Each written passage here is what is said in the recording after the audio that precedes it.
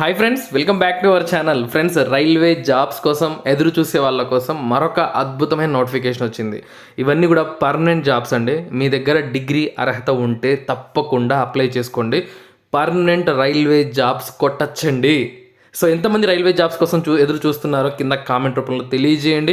ఇక్కడ మనకు station controller, train ఆపరేటర్లు, అలాగే ఆఫీస్ అసిస్టెంట్లు, అకౌంట్ అసిస్టెంట్లు, ఇలాంటి ఉద్యోగాలు అయితే ఉన్నాయి. ఇంకా చాలా రకాల ఉద్యోగాలు అయితే ఉన్నాయి. సో మీ లైఫ్ అయితే మారిపోతుందండి. సో ఈ వీడియోలో మీకు క్లియర్గా ఎక్స్ప్లెయిన్ చేస్తాను. సో అలాగే అప్లికేషన్ ప్రాసెస్ సంబంధించిన లింక్ కూడా నేను కింద ఇస్తాను, తప్పకుండా అప్లై చేసుకోండి. ఓకే, సో ఇక వీడియోని ఎక్కువ మందికి షేర్ చేయండి. చాలామంది రైల్వే జాబ్స్ కోసం ఎన్నో ఏళ్ళ నుంచి కష్టపడుతూ ఉంటారు.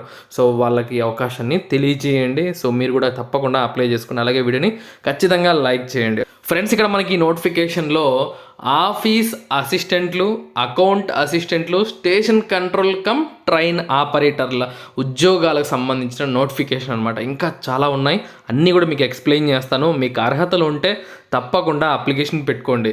సో ఆఫీస్ అసిస్టెంట్ చూద్దామండి. కోడ్ నెంబర్ వచ్చేసరికి NE05 గుర్తుపెట్టుకోండి. సో హ్యూమన్ రిసోర్స్ అంటే HR విభాగంలో ఆఫీస్ అసిస్టెంట్లు అనమాట. 25,500 రూపాయలు బేసిక్ పే అండి. అంటే మీకు చేరగానే మీకు ఎంత వస్తుంది శాలరీ అంటే 40,000కు పైగా మీరు జీతం తీసుకోవచ్చు. 4 ఉద్యోగాలు ఉన్నాయి. ఓపెన్ కేటగిరీకి 2, OBCకి 2 పోస్టులు అయితే ఉన్నాయి. దీనికి అర్హత ఏంటి అంటే 3 లేదా 4 ఏళ్ళకు సంబంధించిన గ్రాడ్యుయేషన్ ఇన్ ఎనీ డిసిప్లిన్. బాగా విన్నారు కదా. సో డిగ్రీ అనేది ఏ విభాగంలో ఉన్నా సరిపోతుంది. 3 ఏళ్ళు అంటే నార్మల్గా BA, BCom, BSc ఇలాంటివి వస్తాయి. అలాగే 4 ఇయర్స్ అంటే BE, BTech ఇలాంటివి వస్తాయి అన్నమాట. అంటే ఏ డిగ్రీ ఉన్నా సో మీరు తప్పకుండా అప్లై చేసుకోవచ్చు. కాకపోతే మీకు 60% మార్కులతో ఆ డిగ్రీలు అయితే కంప్లీట్ చేసి ఉండాలన్నమాట. మీ వయసు మినిమం 21 సంవత్సరాలు, మ్యాక్సిమం 28 ఏళ్ళ వరకు కూడా మీరు అప్లికేషన్ పెట్టుకోవడానికి అవకాశం ఇచ్చారు. సో ఇక ఆ తర్వాత మనం మాట్లాడుకోవాల్సింది అకౌంట్ అసిస్టెంట్ అండి. NE4 job code number. So 25,500 basic pay, same 40,000కు పైగా జీతం వస్తుంది. 8 పోస్టులు అయితే ఉన్నాయి. ఓపెన్ కేటగిరీకి 6, OBCకి 1, SCకి 1, ఉమెన్ అభ్యర్థులకు 1 పోస్ట్ అయితే కేటాయించారు. దీనికి మనకు బీకామ్ ఓన్లీ బీకామ్ వాళ్ళు మాత్రమే అప్లై చేసుకోవచ్చు. 60% మార్కులతో బీకామ్ పాస్ అయ్యి ఉంటే తప్పకుండా అప్లికేషన్ పెట్టుకోండి. 21 సంవత్సరాల నుంచి 28 ఏళ్ళ మధ్యలో మీ వయసు అయితే ఉండాలి. ఇక ఆ తర్వాత స్టేషన్ కంట్రోలర్ కమ్ ట్రైన్ ఆపరేటర్లు అండి. బేసిక్ పే 33,000 రూపాయలు. సో ఇక్కడ వీళ్ళకు చేరగానే 60,000కు పైగా జీతం తీసుకోవచ్చు. 155 పోస్టులు ఉన్నాయి, అస్సలు వదులుకోవద్దు. ఓపెన్ కేటగిరీకి 52, EWSకి 12, OBCకి 52, SCకి 34, ST అభ్యర్థులకు 5, ఉమెన్ అభ్యర్థులకు 31, ఎక్స్ సర్వీస్ మెన్ వాళ్ళకు 7, DFF అని చెప్పి వాళ్ళకు 3 ఇచ్చారనమాట. సో చాలా పోస్టులు అయితే ఉన్నాయి. ప్రతి కేటగిరీకి కూడా ఖచ్చితంగా ఉన్నాయన్నమాట. అప్లై చేసుకోవడానికి ట్రై చేయండి. దీనికి ఏముండాలి అర్హత, జాగ్రత్తగా వినండి. 3 ఏళ్ళ ఇంజనీరింగ్ డిప్లొమా ఇన్ ఎలక్ట్రికల్ లేదా ఎలక్ట్రానిక్స్ అండ్ టెలికమ్యూనికేషన్. సో 3 ఏళ్ళ ఇంజనీరింగ్ డిప్లొమా ఉండాలండి. ఏ విభాగాల్లో కూడా క్లారిటీగా ఇచ్చారు వాళ్ళు. ఎలక్ట్రికల్ విభాగంలో ఉన్న అప్లై చేసుకోవచ్చు, ఎలక్ట్రానిక్స్ విభాగంలో ఉన్న అప్లై చేయొచ్చు, ఎలక్ట్రానిక్స్ అండ్ టెలికమ్యూనికేషన్ విభాగంలో ఉన్న అప్లికేషన్ పెట్టుకోవచ్చు. కాకపోతే మీ డిప్లొమాలో మినిమం 60% ఆఫ్ మార్క్స్తో మీరు పాస్ అయ్యి ఉండాలి. ఇక వయసు మినిమం 21 ఏళ్ళు, మ్యాక్సిమం 28 ఏళ్ళ వరకు. వీటిని అస్సలు వదులుకోవద్దు ఈ యొక్క నోటిఫికేషన్లో. ఓకేనా. ఇక ITI చేసిన వాళ్ళకు కూడా పోస్టులు ఉన్నాయి. మెయింటైనర్ ఎలక్ట్రికల్ విభాగానికి సంబంధించి, SNT విభాగానికి సంబంధించి మనకు మెయింటైనర్ ఉద్యోగాలు కూడా మనకు ఇవ్వడం జరిగిందనమాట ఈ నోటిఫికేషన్లో. ఇవి చూసుకుంటే మనకు చూడండి, మనకు మెయింటైన్ ఎలక్ట్రికల్ విభాగంలో 19,500 బేసిక్ పే అనమాట. ఇద్దరికి 2 పోస్టులకు. ఒక ఎలక్ట్రికల్ విభాగంలో 78 పోస్టులు, SNT విభాగంలో 26 పోస్టులు. ITI అనేది ఎలక్ట్రిషియన్ ట్రేడ్లో ఉండాలి 60% మార్కులతో. సో అలాగే మీకు ఇక్కడ SNT విభాగానికి అప్లై చేసుకునేట్టుగా అంటే ఎలక్ట్రానిక్ మెకానిక్ ట్రైడ్లలో మీకు ITI ఉండాలండి. మినిమం 21 సంవత్సరాలు, మ్యాక్సిమం 28 ఏళ్ళ వరకు కూడా మీరు అప్లికేషన్ పెట్టుకోవచ్చు. ఇక ఆ తర్వాత మనం ఏం అప్లై చేసుకోవచ్చు అంటే జూనియర్ ఇంజనీర్ పోస్టులు కూడా ఉన్నాయి. సో జూనియర్ ఇంజనీర్ ఎలక్ట్రికల్ విభాగంలో, SNT విభాగంలో ఉన్నాయి. 60,000కు పైగా జీతం తీసుకోవచ్చండి. సో ఎలక్ట్రికల్ విభాగంలో 88 పోస్టులు ఉన్నాయి. ఎస్ఎన్టీ విభాగంలో 44 పోస్టులు అయితే ఉన్నాయి. సో ఇక్కడ మనకు కేటగిరీ వైజ్గా ఇచ్చారు. ఇవి అంత ఇంపార్టెంట్ కాదు, మీకు తర్వాత చెప్తాను దీని గురించి ఎందుకు ఇంపార్టెంట్ కాదు అని చెప్పి. ఓన్లీ మనకు ఓపెన్ కేటగిరీ ఉన్నవి మాత్రం జాగ్రత్తగా గుర్తుపెట్టుకోండి.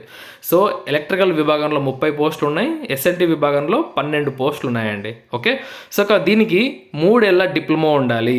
ఎలక్ట్రికల్ లేదా ఎలక్ట్రానిక్స్ అండ్ ఇంజనీరింగ్, సో వీటిలో అనమాట.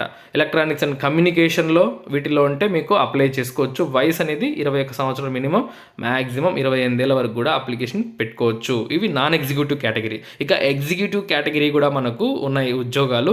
సో ఇక్కడ కూడా మనము బ్రహ్మాండంగా జాబ్స్కి అప్లై చేసుకోవచ్చు. అసిస్టెంట్ మేనేజర్ హ్యూమన్ రిసోర్స్ విభాగంలో 50,000 బేసిక్ పే, ఇక్కడ 80,000 వరకు శాలరీ తీసుకోవచ్చు. 2 పోస్టులు అయితే ఉన్నాయి. ఫుల్ టైం ఎంబీఏ చేసిన వాళ్ళు హెచ్ఆర్ విభాగం లేదా post graduate diploma in management అయినా చేసి ఉండాలి హెచ్ఆర్ విభాగంలో 60% మార్కులతో. వయసు కామన్ 21 సంవత్సరం మినిమం, మ్యాక్సిమం 28 ఏళ్ళ వరకు. ఇక అలాగే మనకు అసిస్టెంట్ మేనేజర్ అకౌంట్స్ విభాగంలోనే సిఏ చదివిన వాళ్ళు అప్లై చేసుకోవచ్చు. ఆ తర్వాత అసిస్టెంట్ మేనేజర్ ఐటీ విభాగంలో, ఆపరేషన్స్ విభాగంలో, ఎస్ఎన్టీ విభాగంలో ఉన్నాయండి. సో ఇక్కడ మనకు 10ల సంఖ్యలో, అంటే 10 కంటే తక్కువ సంఖ్యలో పోస్టులు ఉన్నాయి. సో అయితే 80,000కు పైగా జీతం తీసుకోవచ్చు. మీకు బీఈ బీటెక్ ఎలక్ట్రికల్ కానీ, ఎలక్ట్రానిక్స్ అండ్ కమ్యూనికేషన్ కానీ, సో వీటిల్లో ఉంటే తప్పకుండా అప్లై చేసుకోండి. ఐటీ విభాగానికి ఎంసీఏ చేసిన వాళ్ళు కూడా అప్లికేషన్ పెట్టుకోవచ్చు.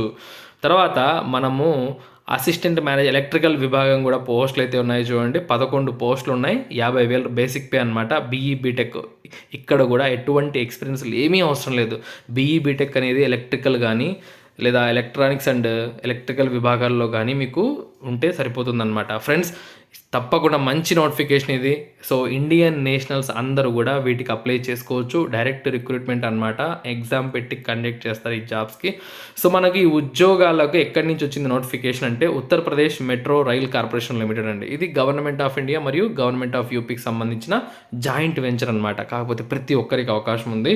సో మనకు ఈ ఉద్యోగాలకు ఆన్లైన్లో అప్లై చేయాలి. మనము మార్చి 20 నుంచి ఈ ఉద్యోగాలకు అప్లై చేసుకోవచ్చు. ఏప్రిల్ 19 వరకు, ఈ నెల 19 వరకు టైం ఉందన్నమాట. మీకు మేలో ఎగ్జామ్ ఉంటుంది. సో ఫ్రెండ్స్, ఇక్కడ ఉత్తరప్రదేశ్ సంబంధించింది కదా, చాలామంది కన్ఫ్యూజన్ అవుతూ ఉంటారు, అంత దూరం నోటిఫికేషన్ మనకు ఎందుకు చెప్తున్నారు అని చెప్పేసి. కాకపోతే దీనికి ప్రతి ఒక్కరు కూడా అప్లై చేసుకోవచ్చు. అంటే ఆ రాష్ట్రం వాళ్ళే కాదు, మన ఏపీ తెలంగాణ వాళ్ళు కూడా అప్లికేషన్ పెట్టుకోవచ్చు. ఒకసారి మీకు అది క్లారిటీ ఇస్తాను చూడండి. ఇక్కడ రిజర్వేషన్స్ దగ్గర మీరు గమనించాలి ఒకసారి. ఎకనామికలీ వీకర్ సెక్షన్ కానీ, లేకపోతే షెడ్యూల్డ్ క్యాస్ట్ కానీ, షెడ్యూల్డ్ ట్రైబ్ కానీ, అదర్ బ్యాక్వర్డ్ క్లాసెస్ కానీ మన ఏపీ వాళ్ళు ఉన్నా కానీ మీరు యూఆర్ కేటగిరీ కిందనే అప్లై చేసుకోవాలి, అన్రిజర్వ్డ్ కేటగిరీ కింద. ఎందుకంటే ఓన్లీ యూపీ వాళ్ళకి మాత్రమే అది రిజర్వేషన్స్ వర్తిస్తాయి. చూడండి, ఇక్కడ benefits of reservation will be given only the candidates who originally domicile of state of UP. So Uttar Pradesh సంబంధించిన వాళ్ళకి మాత్రమే మేము ఇస్తాము అంటున్నారు. అలాగే the candidates who are not originally domicile of UP are not entitle to get the benefit of reservation. So అంటే మనము ఆ రాష్ట్రం సంబంధించిన వాళ్ళం కాదు కదా, సో మనకి ఎటువంటి రిజర్వేషన్ వర్తించదు. అలాంటి క్యాండిడేట్స్ ఎవరైతే ఉంటే వాళ్ళు జనరల్ కేటగిరీ కింద మాత్రమే కన్సిడర్ చేయబడతారు. అంటే జనరల్ కేటగిరీలో ఉన్న పోస్టులకు ఏదైతే ఉన్నాయో సో మనం అప్లై చేసుకోవాల్సి ఉంటుంది. అంటే మనం ఎస్సీ అయినా ఎస్టీ అయినా ఖచ్చితంగా జనరల్ కేటగిరీ కిందనే అప్లై చేయాలి. వయసులో ఎటువంటి రిలాక్సేషన్స్ ఉండవు. సో మనకు పోస్టుల్లో కూడా ఎటువంటి రిజర్వేషన్స్ ఏమీ లేవన్నమాట.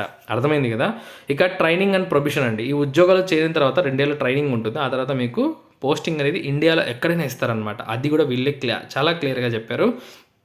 సో ఈ ఉద్యోగాలకు మనం చేరిన తర్వాత 3 ఏళ్ళ సర్వీస్ ఖచ్చితంగా ఇస్తాము అని చెప్పేసి 150,000కు బాండ్ ఇవ్వాల్సి ఉంటుంది. బాండ్ పేపర్ పైన ఒకవేళ మధ్యలో వచ్చేస్తే మనం అమౌంట్ కట్టాలి. అలాగే మనకు ట్రైనింగ్ కాస్ట్ కూడా కట్టవలసి ఉంటుంది. సో నేను చెప్పిన ఉద్యోగాలకు అంటే ఈ స్టేషన్ కంట్రోలర్కి అయితే 41,300, junior engineers, account assistant, office అసిస్టెంట్లకి అయితే 35,400, మెయింటెనర్స్కి అయితే 23,600, ఎగ్జిక్యూటివ్ పోస్టులకి అయితే 94,400. ఇది అమౌంట్ రూపంలో మనము ట్రైనింగ్ కాస్ట్ అయితే కట్టవలసి ఉంటుందన్నమాట. ఇది కంపల్సరీ అండి. ఇక ఎగ్జామినేషన్ సెంటర్ వచ్చేసరికి ఉత్తరప్రదేశ్లో మాత్రమే ఉంటాయి.